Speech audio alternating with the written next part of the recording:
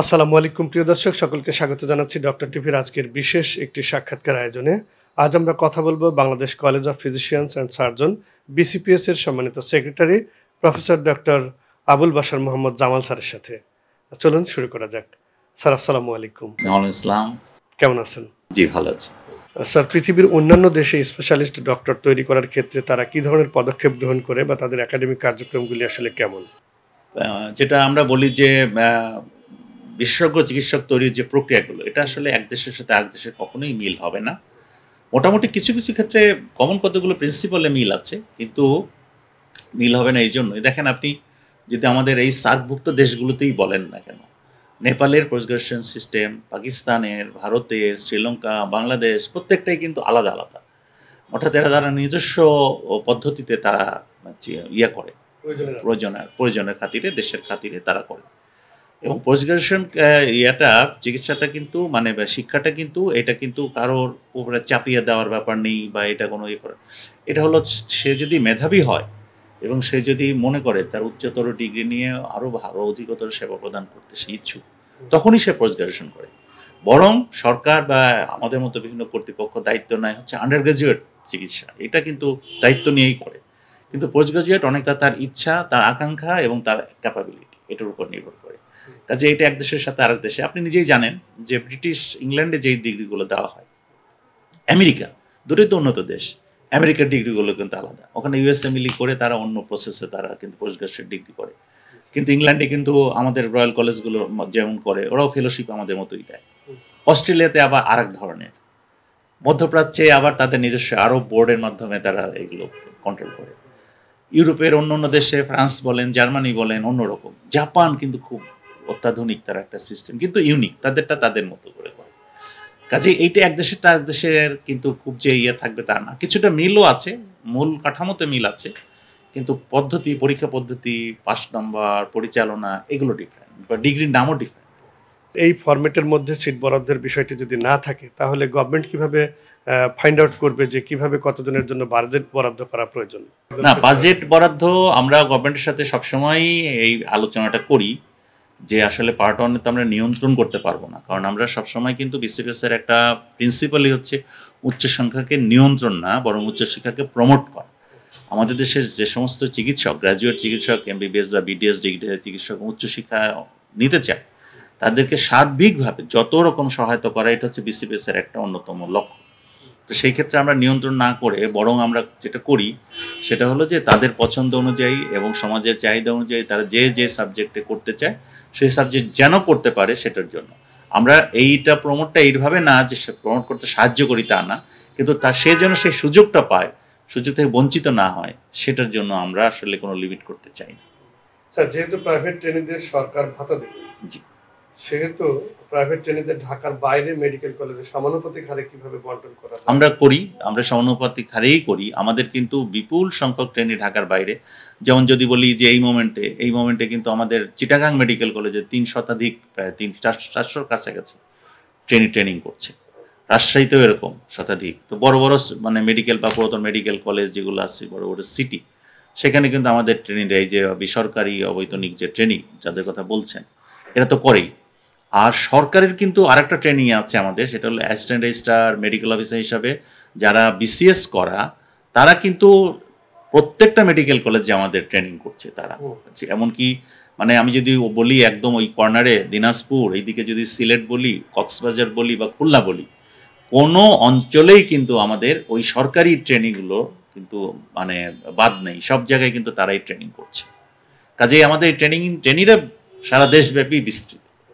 Sir, আমরা দেখেছি private trainee ডক্টররা তারা বেতন ভাতার জন্য আন্দোলন সংগ্রাম করেছেন। আপনি নিজেও আপনার এই প্রতিষ্ঠান থেকে তাদের সাথে ঐক্যমত পোষণ করেছেন, আন্দোলনে যোগদান করেছেন। তো এদের দাবি দেওয়া সম্পর্কে বা তাদের দাবিটুকু কতটুকু যৌক্তিক বা যা দেওয়া হয়েছে তাতে তারা সন্তুষ্ট কিনা, এ সম্পর্কে আমাদের জানতে চাই। না, একটা হচ্ছে যে বেতন ভাতা, আমরা নিজেরাও কিন্তু, ওরা কিন্তু আমাদের সঙ্গে সবসময় তাদের ভাতা বৃদ্ধির ব্যাপারে যোগাযোগ করে, আগেও করেছে। তারা কিন্তু আবেদনও করেছে আমাদের কাছে। আমরা যে আবেদনটা করেছি আমরা তাদেরকে বুঝিয়ে বলেছি আসলে ভাতা বৃদ্ধির ব্যাপারটা কিন্তু আমাদের কলেজ কিন্তু নিজে কিছু করতে পারবে না, তবে কলেজ সরকারের কাছে তোমাদের আবেদনটা পৌঁছে দিতে পারবে। আমরা তাই করেছি।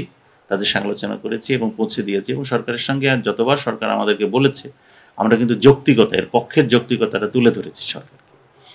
তার অংশ হিসাবে তারা স্টুডেন্টরা নানান রকম ট্রেনিরা বিভিন্ন রকম আন্দোলন ইয়েতে সম্পৃক্ত ছিলেন। তো আমরা মনে করেছি যে বর্তমান অবস্থার পরিপ্রেক্ষিতে তারা যে ভাতাটা আগে পেতেন, সেই ভাতাটাতে তাদের আসলে ঠিক স্বাভাবিক জীবনযাপন করতে পারছিলেন না। তো ভাতা বৃদ্ধির ব্যাপারে আমরা শুধু বিসিপিএস না, কোনো প্রতিষ্ঠানই কিন্তু তাদের আন্দোলনের ব্যাপারে মানে দ্বিমত পোষণ করেননি, বরং সরকারও পক্ষেই ছিলেন। কিন্তু কি পরিমাণ দেবেন, কতটুকু দেবেন সেই নিয়ে একটু আলোচনা চলছিল। তো সেটা মানে অংশ হিসাবে আমরা আসলে তাদের সাথে বলেছি যে তোমার ভাতা বৃদ্ধির সাথে আমরা আসলে একমত।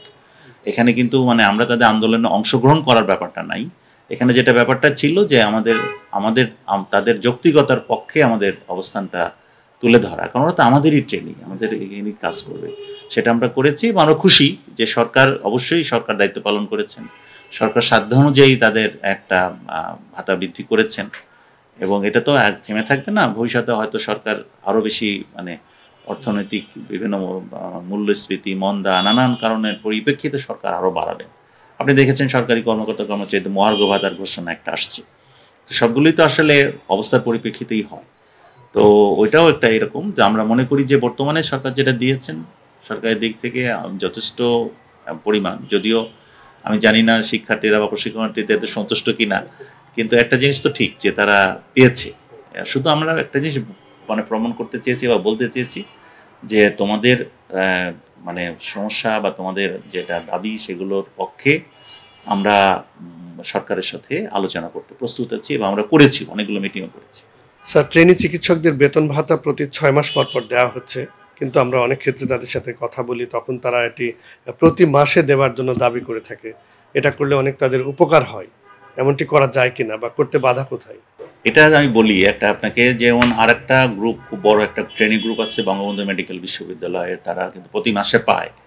হ্যাঁ, আমিও মনে করি যে প্রতি মাসে দিতে পারলে খুবই ভালো হতো, কিন্তু বঙ্গবন্ধু মেডিকেল বিশ্ববিদ্যালয়ে যেটা সুবিধা যে ওদের ট্রেনেরা বেশিরভাগ ওদের ক্যাম্পাসেই থাকে, এবং ওদের আসলে এই যে ভাতার মানে জন্য যেই দাপ্তরিক কাজকর্মগুলো করার জন্য যথেষ্ট পরিমাণ তাদের জনবল আছে।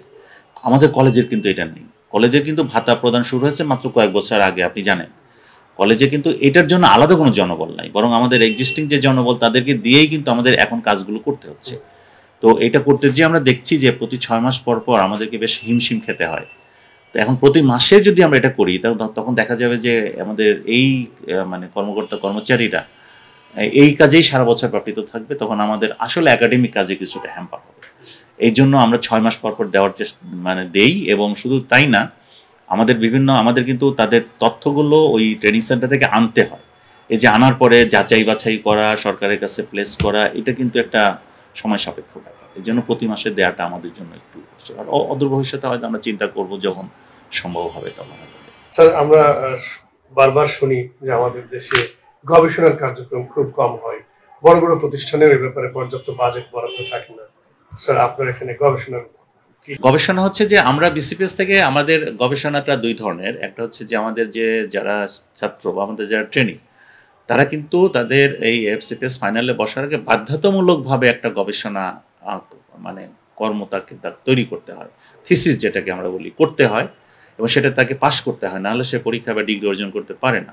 এটা হচ্ছে ছাত্রদের ব্যাপার, ছাত্ররা কিন্তু এটা করে। আমরা এটাকে মনে করি যে হাতে খড়ি, গবেষণার হাতে খড়ি, অর্থাৎ আমরা গবেষণা কী করে করতে হয় সেটা শেখানোর অংশ হিসাবে এই গবেষণাটা আমরা করি, এবং এখানেও কিছু আর্থিক সহায়তা দেওয়া হয়। আর দ্বিতীয় যে গবেষণা সেটা হচ্ছে আমাদের বিশেষজ্ঞ চিকিৎসকদের গবেষণা। এই গবেষণাটা যে যেখানে কাজ করে কর্মক্ষেত্রে সেখানেই গবেষণাটা করতে হবে, এটা তো আর অন্য কোথাও যে করতে পারবে না। যেহেতু আমাদের যারা ফেলো তারা বিভিন্ন প্রতিষ্ঠানে কাজ করে, তারা সেই প্রতিষ্ঠানের প্রয়োজন অনুযায়ী, তার নিজস্ব ক্যাপাবিলিটি অনুযায়ী সেখানে তারা গবেষণা কার্যক্রম প্রতিনিয়তই করে। আমরা যদি বলি এই কলেজের ফেলোদের ভিতরে যারা খুব সিনিয়র ফেলো, আপনারা যারা নাম শুনেছেন, তারা কিন্তু দেশে বিদেশে অনেক বড় বড় গবেষণা করে বিখ্যাত হয়েছে। এই যেমন আপনি ধরেন এই যে আমাদের গ্যাস্ট্রোএন্টারোলজিতে প্রফেসর আজাদ খান স্যার, এর আগে আমাদের মারা গেছেন রিদওয়ানুর রহমান, তার গবেষণা আমাদের কলেজের ফেলো, তার কিন্তু আর অন্য কোনো ডিগ্রি নেই, তাই না? এরা তো গবেষণা করে বিখ্যাত হয়েছেন।